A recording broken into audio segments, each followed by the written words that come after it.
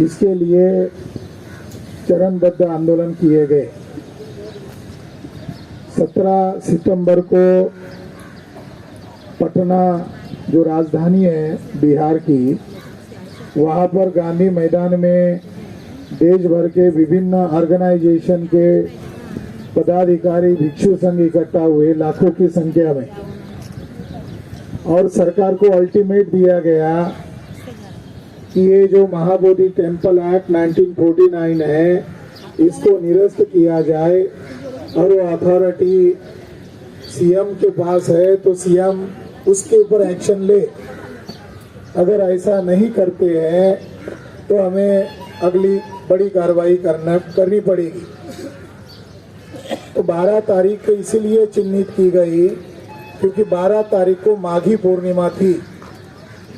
माघी पूर्णिमा बौद्ध भिक्षु जानते हैं, जिस दिन तथागत बुद्ध ने 3 माह के बाद महापरिनिर्वाण होने की घोषणा किया था,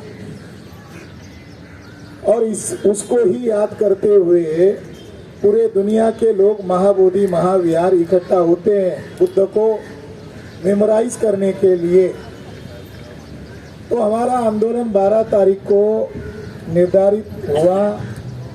रात के 12 बजे गया कलेक्टर ने पुलिस के द्वारा धमकी भरा मैसेज भेजा कि कल आंदोलन करेंगे, सबको उठाकर जेल में डालूंगा।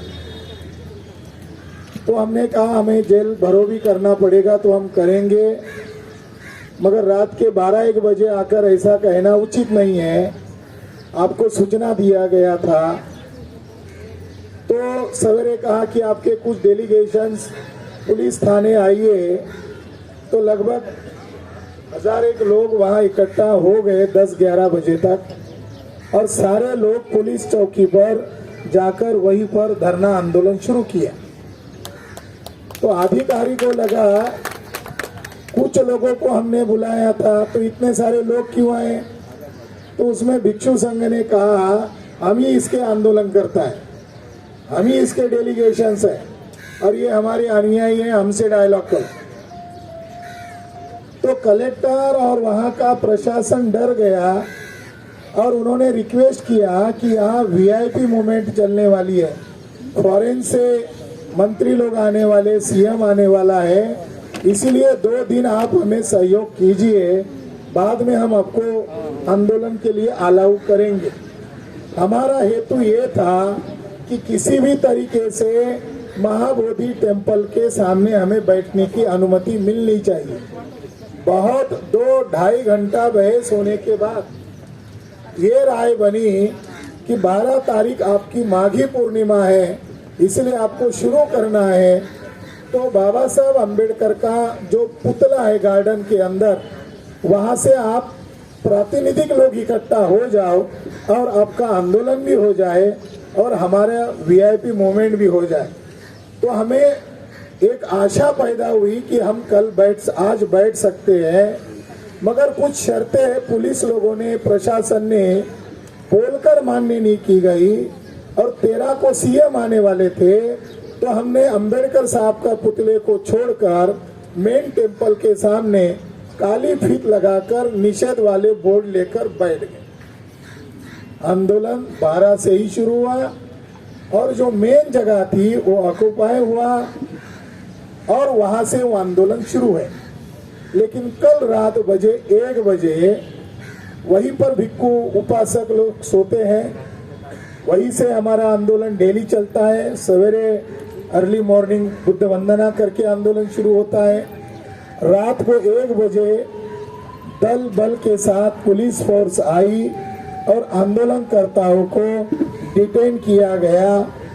बिहार सरकार के लोगों को लगा कि यह आंदोलन इस वजह से दब जाएगा, तो उन्होंने गुप्त योजना बनाई कि पिछले 17 दिन से जो अनशन पर है, कई भिक्षु लोग सेहत उनकी खराब है, तो इनको पुलिस थाने लॉकअप या पुलिस थाने लेकर जाने की बजाय अस्पताल लेकर जाएंगे और अस्पताल में ही डिटेन करेंगे।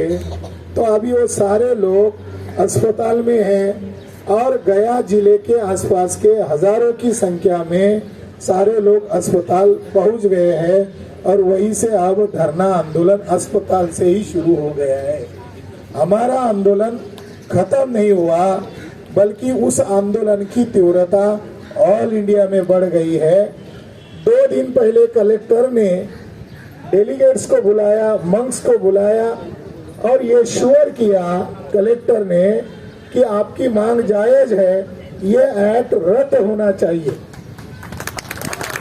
लेकिन मैं क्या करूं, जब तक सीएम नहीं मानेगा तब तक मैं कलेक्टर कुछ नहीं कर सकता।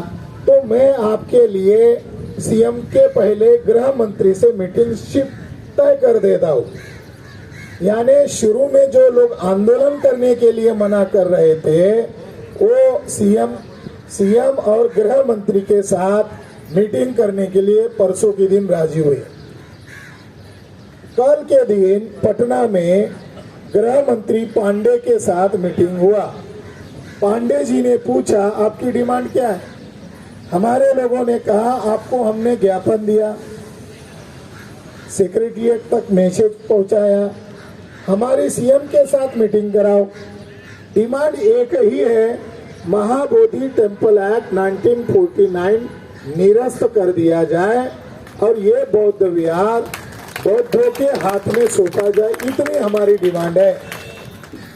कलेक्टर गृह मंत्री ने इस बात को कॉग्निजेंस लिया, ऐसा कहा और आज मतलब भोर में 1 बजे पुलिस एक्शन के द्वारा आंदोलनकर्ता को डिटेन किया।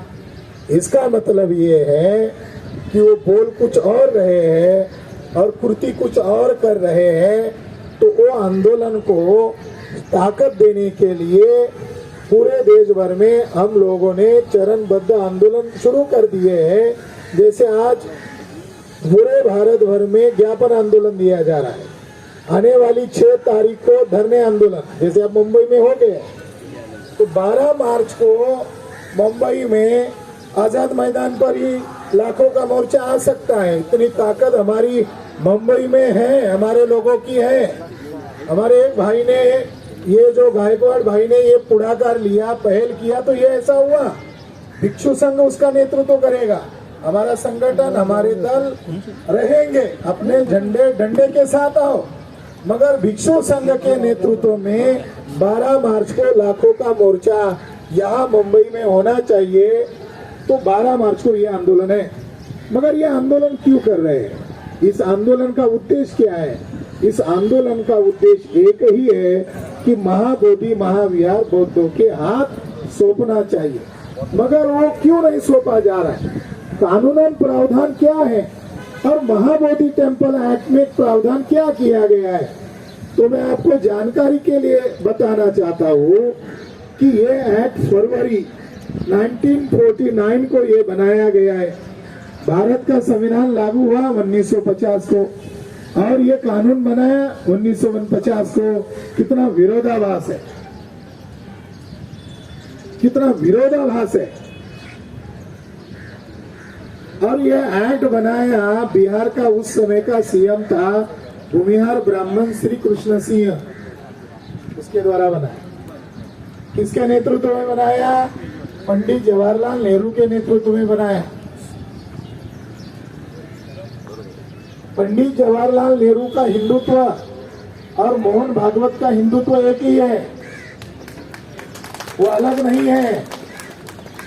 पंडित जवाहरलाल नेहरू के द्वारा 3 बड़े षड्यंत्र किए गए 1949 को, एक ही साल, और वो भी बौद्ध धर्म को ध्यान में रखते हुए।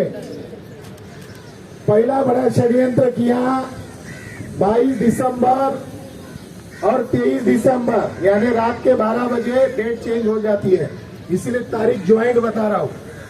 22 दिसंबर और 23 दिसंबर रात के 12 और 1 बजे के बीच में लल्ला की मूर्ति बिठवाई गई कलेक्टर के द्वारा। विवाद शुरू हुआ 1949। सारे ब्राह्मणों को मालूम है, ये अयोध्या नहीं है, बुद्ध विहार है, सबको मालूम है। 1949 को सोमनाथ मंदिर का जीर्णोद्धार का कार्यक्रम शुरू किया 1949 को और महाबोधि टेम्पल एक्ट बनाया 1949 को। एक साल ही। नरेंद्र मोदी का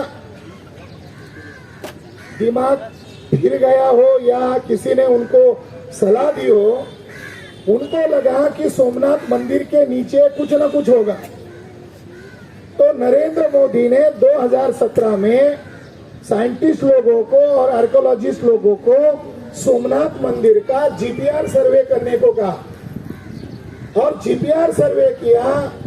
32 पेजेस का एक रिपोर्ट बनाया कॉन्फिडेंशियल, और नरेंद्र मोदी 2017 में देश के प्रधानमंत्री थे और 2017 में सोमनाथ मंदिर के ट्रस्टी अध्यक्ष थे, आज भी है।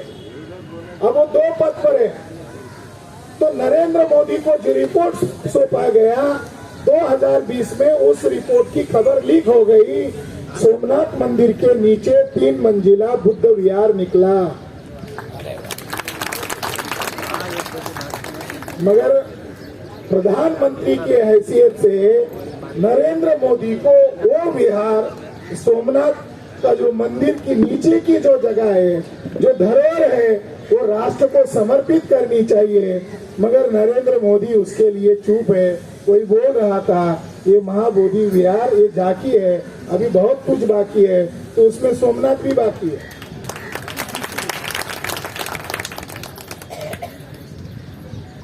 साथियों, 7th सेंचुरी में ह्वेनसांग नामक एक भिक्षु आए और उन्होंने कहा कि मैं साकेत में गया, जहां पर मुझे 4 विहार दिखाई दिए, उसमें से एक स्तूप में तथागत बुद्ध के अस्थियां अशोक राजा ने रखी थी, मैंने उसको वंदन किया। अयोध्या का जो जजमेंट आया है, ये जजमेंट डिस्प्यूटेड लैंड पर आना चाहिए था। वो लैंड डिस्प्यूटेड लैंड है 2.77 एकड़, यानी 3.25 एकड़ का ये विवाद है। 92 को बाबरी मस्जिद ढाई गई, लाखों का हुजूम लाकर, योजना बनाकर कांग्रेस का प्रधानमंत्री, आरएसएस के कार सेवक, योजना बनाकर ढाया कांग्रेस और आरएसएस के लोगों ने। 2002 में इलाहाबाद हाईकोर्ट के आदेश पर जो जगह सपाट कर दी गई थी, मंदिर मस्जिद के विवाद वाली जगह, उस जगह का एक्सकेवेशन करने का यानी उत्खनन करने का भारतीय पुरातत्व विभाग को आदेश किया इलाहाबाद हाईकोर्ट के द्वारा। 2002 में 2 वॉल्यूम रिपोर्ट बनाए गए, एक्सकेवेशन किया गया। उन 2 वॉल्यूम में कहीं पर भी लिखा नहीं है कि हमें राम मंदिर के अवशेष मिले हैं, कहीं पर भी लिखा नहीं है।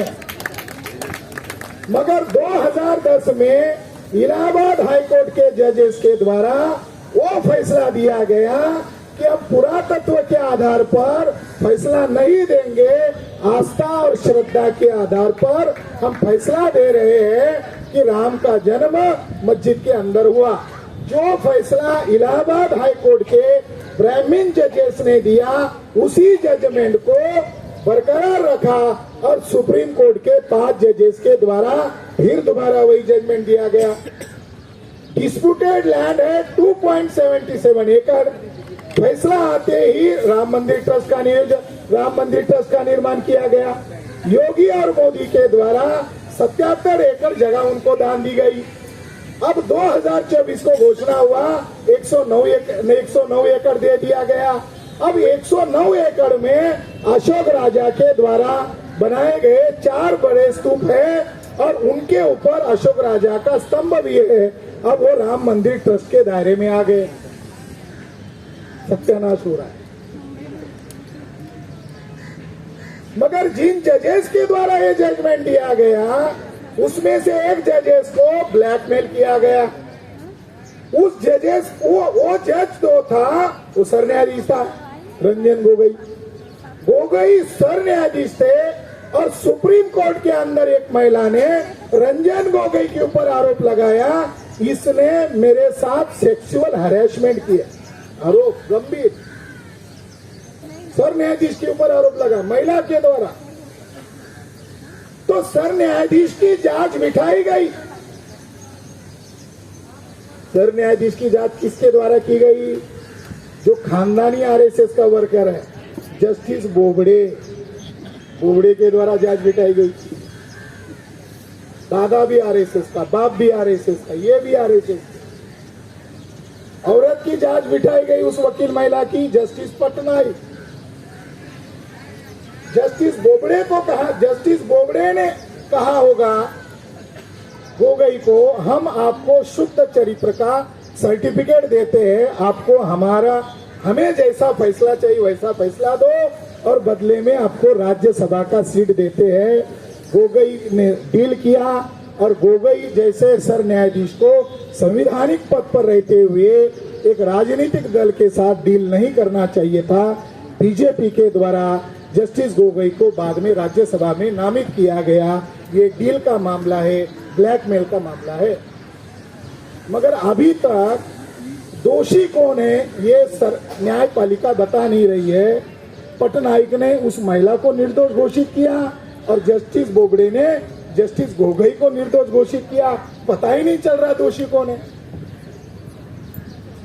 उसमें से एक जज थे चंद्रचूड़, पेशवा के खानदान के,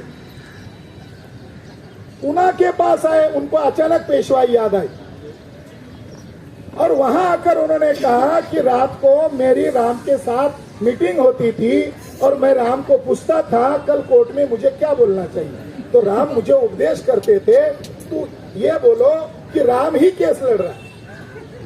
आरएसएस के लोग क्या बोल रहे थे? राम ही केस लड़ रहे हैं, हमारे वकील राम को सहयोग कर रहे हैं, वही जज बोल रहे हैं। तो न्यायपालिका को आरएसएस और बीजेपी के लोगों ने मैनेज किया और ये फैसला आस्था और श्रद्धा के आधार पर बताया।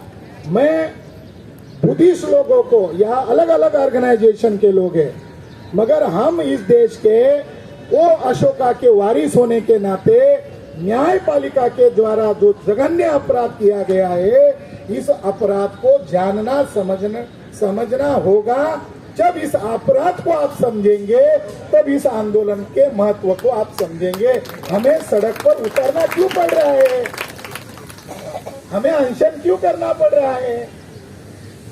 मामला मस्जिद की जगह है या मंदिर की जगह है, इस पर अगर जजमेंट होता तो अलग मामला होता। मगर जुडिशरी के ब्राह्मण्स लोगों ने मंदिर की जगह है या मस्जिद की जगह है ऐसा फैसला नहीं दिया, बल्कि क्या फैसला दिया? आस्था और श्रद्धा के आधार पर राम का बर्थ करवाया। राम का बर्थ करवाने का मतलब उनको ऐतिहासिक घोषित करने का पाप भारत के जुडिशरी के द्वारा किया गया। ये संविधान द्रोह है। राम माइथोलॉजिकल कैरेक्टर है। कल मथुरा का केस अगर कोर्ट में पहुंचेगा, एक लाइन खींची गई है, फिर जज वही जजमेंट देगा, कृष्ण इसी मस्जिद में पैदा हुए, यानी राम का कोई बर्थ डेट मालूम नहीं है, कृष्ण का कोई बर्थ डेट मालूम नहीं है, उनका कोई आर्कोलॉजिकल एविडेंस नहीं है, हमारे पास नहीं, सरकार की संस्था के पास नहीं है। तो कल जाकर क्या होने वाला है? इस देश में संवैधानिक प्रक्रिया को ध्वस्त करने के लिए ये संवैधानिक संस्थाओं का ही इस्तेमाल कर रहे हैं। इसलिए हमें सड़क पर उतरकर ये आंदोलन करना पड़ रहा है। ये गंभीर मामला। अब आते हैं महाबोधि महाविहार के मुक्ति आंदोलन के संदर्भ। ये एक्ट में क्या लिखा हुआ है? क्यों विरोध करना चाहिए? ये हमारी भावना हुई कि महाबोधि महाविहार बौद्धों के हवाले करो, मगर कानून क्या कहता है? ये जो एक्ट बनाया इसमें स्पष्ट लिखा हुआ है कि 9 मेंबर रहेंगे, 9 मेंबर रहेंगे। 9 मेंबर में 5 मेंबर ब्राह्मण रहेंगे हिंदू के नाम पर। आजकल सोशल मीडिया में जो वीडियोज आ रहे तो हमारे लोग भी बोलते थे वो हिंदू के कब्जे में, वो हिंदू के कब्जे में नहीं है, ब्राह्मणों के कब्जे में है। और कम से कम अंबेडकर वादियों को हिंदू और ब्राह्मण में अंतर करना ही चाहिए। बाबा साहब ने जितना लिटरेचर लिखा, लिटरेचर बाबा साहब का, वो सारा लिटरेचर को बाबा साहब ने एक सीरीज के अंदर लिखा और उस सीरीज का नाम है what the Brahmins have done to the Hindus. ब्राह्मणों ने हिंदुओं के साथ क्या दुर्व्यवहार किया। ब्राह्मण और हिंदू अलग है, ये बैकवर्ड कास्ट हिंदू है, तो उसमें 9 मेंबर ब्राह्मण रहेंगे और क्लॉज नंबर 2 में ये लिखा हुआ है कि महंत ब्राह्मण जो है ये बाय बर्थ मेंबर रहेगा। बाकी लोग तो नामित किए जाएंगे, मगर महंत ब्राह्मण जो है ये ब्राह्मण बाय बर्थ रहेगा, ये वांशिक रूप से रहेगा। अब ये बताइए बौद्ध धर्म हमारा या महंत ब्राह्मण का, ये हमारा ऑब्जेक्शन है। क्लॉज नंबर 10 में यह तय किया गया है कि समिति की क्या ड्यूटी रहेगी। समिति का नाम रहेगा बीटीएमसी। बीटीएमसी शॉर्ट फॉर्म है, लॉन्ग फॉर्म है बोध गया टेम्पल मैनेजमेंट कमेटी, ये एक्ट के द्वारा बनी। फिर ये बीटीएमसी की क्या ड्यूटी रहेगी, number 1, number 2, number 3, number 4। Number 4 में लिखा कि बीटीएमसी की जिम्मेदारी रहेगी कि यहाँ पर पिंडदान का समुचित निष्पादन करना। यानी समिति का काम क्या रहेगा, वहां जो पिंडदान होगा श्राद्ध के नाम पर वो आपको करवाना होगा। ये बौद्ध धर्म के खिलाफ है।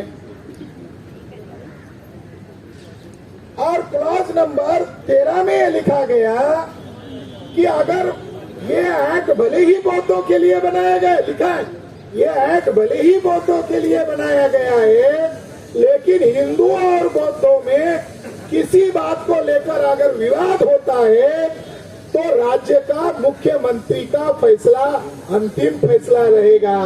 यानी एक्ट विवाद के लिए ही बनाया गया है और ये मानकर बनाया गया है कि कल जाकर विवाद होगा, इसलिए इस एक्ट को रद्द करना चाहिए। ये है एक्ट। मगर आज वर्तमान में वहां क्या हो रहा है, वहां वर्तमान में जो हो रहा है वो अत्यंत मतलब निषेध करने वाली बात है। वहां का जो नीतीश कुमार है, ये आप पलटू राम हो गए, बीजेपी के खेमे में गए, वहां के लोगों को पलटू राम बोलते। और वहां का जो गवर्नर था आर्लेकर, गोवा का ब्राह्मण, आरएसएस का वर्कर, वो 6 महीने पहले वहां महाबोधि महाविहार स्थान पर गया, गवर्नर गया, राज्यपाल गया, कॉन्स्टिट्यूशनल पद पर रहने वाला व्यक्ति गया और उसके साथ इंद्रेश कुमार नामक एक आरएसएस का सीनियर वर्कर गया, जिसके ऊपर अलग अलग जगह पर बम ब्लास्ट की केसेस है। और उसने मान्य किया है कि मोहन भागवत के इशारे पर ही 22 जगह पर उसने बम ब्लास्ट किए हैं। वो इंद्रेश कुमार वहां पर गया और आर्लेकर ने वहां पर कहा ये महाबोधि महाविहार नहीं है, ये शिव जी का शिव मंदिर है। गवर्नर कह रहा है, दूसरे लोग चुप कर रहे थे, मगर अब गवर्नर ही खुद कह रहा है, इसलिए लोग सड़क पर उतरे हैं। वहां का जो विद्यमान सभापति है उसने ये ऑफिशियली कहा कि वो शिव मंदिर है, इसलिए लोग सड़क पर उतर रहे हैं। जो बीटीएमसी का काम है, बीटीएमसी को पैसा कौन दे रहा है, देश विदेश से आ रहा है, दानदाताओं के द्वारा दिया जा रहा है। वो एक्ट के द्वारा उनको कर्मचारी नियुक्त करने का अधिकार है।